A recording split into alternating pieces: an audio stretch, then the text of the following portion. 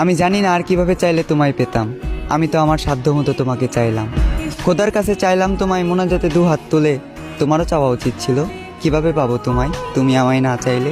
আমার চাওয়াটা বেশি কিছু ছিল না, আমার চাওয়াটা ছিল খুবই সামান্য। চেয়েছিলাম এই জীবনের পথে তোমার হাত ধরেই হাঁটবো। তবে দেখো, আজ এই জীবনটাই থেমে আছে তোমার জন্য। এ দু চোখে আগে ছিল প্রেম ভালোবাসা, তবে এখন দুঃখ আর হতাশা।